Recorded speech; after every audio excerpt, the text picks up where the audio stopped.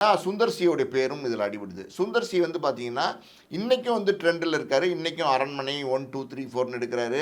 அவர் ஏதாவது ஒரு எப்படி சொல்றது, ஜேஇ, பரத், அப்புறம் ஷியாமு, அப்புறம் இந்த மாரி சின்ன சின்ன ஹீரோஸ் மிக்ஸி சிவா, இவங்கள வச்சே படங்கள் வெற்றி படங்கள் குடுக்குறாரு. ஸோ அப்படி இருக்கும்போது சுந்தர் சி இதுக்கு சரியா வருவாரு.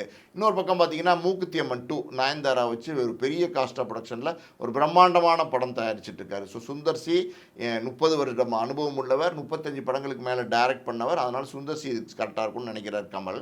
ஒரு பக்கம் ரஜினிக்கு என்ன யோசனை அப்படின்னா, அதாவது இந்த கூலி, ஜெயிலர் இந்த படங்களில் பார்த்தீங்கன்னா, வெட்டு, குத்து, அடிதடி இந்த மாதிரி படங்களே தொடர்ந்து நடிச்சுட்டு, இப்போ வந்து பார்த்தீங்கன்னா, ஆரம்ப காலத்தில் ரஜினி நடித்தார்ல, குரு சிஷ்யன், அப்புறம் பார்த்தீங்கன்னா நம்ம படிக்காதவன், அப்புறம் அண்ணாமலை, இந்த மாதிரி வந்து ஒரு காமெடி படங்கள், காமெடி கலந்த ஒரு படம். அது ஹீரோயிசமும் இருக்கும், ஃபைட்டு, டான்ஸ் எல்லாமே இருக்கும். ஆனால் வந்து கலகலன்னு ஒரு போகும். தம்பிக்கு இந்த ஊர்லாம் பார்த்துருப்பீங்கல்ல, அந்த மாதிரி ஒரு லைட்டர் வெயிட் சப்ஜெக்ட் நடிக்கணும். ரஜினிக்குமே இப்போ சமீபத்தில் ஒரு ஆசை இருக்கிறதுனால கமல் வந்து சுந்தர் சியை வந்து ரஜினிகிட்ட சிபாரிசு பண்ணுறார். அப்போ ரஜினி முதல் சிபாரிசிலே கமல்கிட்ட கேட்குற கேள்வி, சுந்தர் சி இதுக்கு சரியாக வருவாரா?